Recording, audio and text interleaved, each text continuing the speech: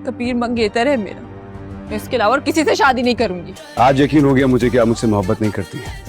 इस घर में रहने का फायदा ही नहीं है। अब तो जा रहा हूँ आपको छोड़ के। चौखट पर अपना सर रखे और कहे तुम्हारे बाप का कातिल। हम बारात लेकर आ जाएंगे, फिर मैं अपनी बहू को अपने साथ ही लेकर जाऊंगी।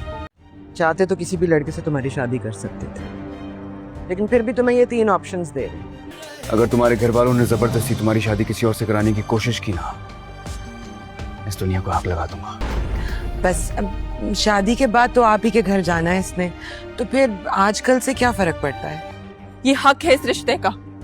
तो उसे भी कहो ना अपना हक अदा करे। ये मेरी अंगूठी है, अगर आप कहें तो माज ये अंगूठी रिया को पहना दें। अगर ये कर सकता है तो ठीक है, वरना अगले हफ्ते हम तुम्हारी शादी करें। इस तरह मंगनी की छोटी सी रस्म अदा हो जाएगी। तुम सिर्फ मेरी हो। रिश्ता लाओ ना प्लीज।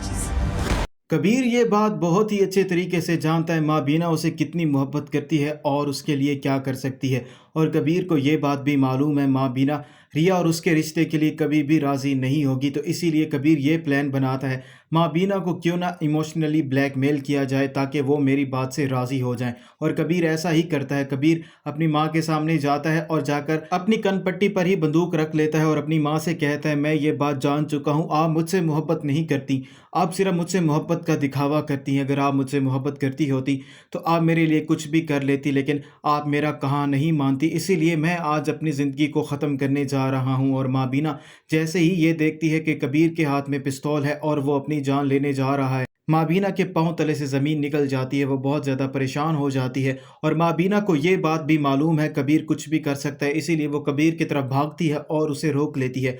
और माँ बीना कबीर से कहती है जैसा तुम चाहते हो मैं वैसा ही करूँगी, लेकिन मैं रिया से तुम्हारा रिश्ता नहीं करवाऊँगी। कबीर माँ बीना से कहता है मैं ये बात जान चुका हूँ कि आप मेरी शादी रिया से नहीं करवाएंगी, तो मैं भी आपके साथ नहीं रहना चाहता, इसलिए मैं आपको हमेशा हमेशा के लिए छोड़कर जा रहा हूँ। और जैसे ही कबीर ये बात करेगा माँ बीना पर क़यामत टूट पड़ेगी, क्योंकि वो कबीर से बहुत ज़्यादा मोहब्बत करती है, वो उसे अपनी आंखों से भी दूर नहीं होने देना चाहती। इसलिए माँ बीना के पास कोई और दूसरा रास्ता नहीं होगा कबीर की बात मानने के अलावा। और वहीं दूसरी तरफ आसमा अपनी तरफ से कोशिश कर रही है रिया का जल्द से जल्द रिश्ता करवा दिया जाए ताकि रिया और कबीर कभी भी एक ना हो सके।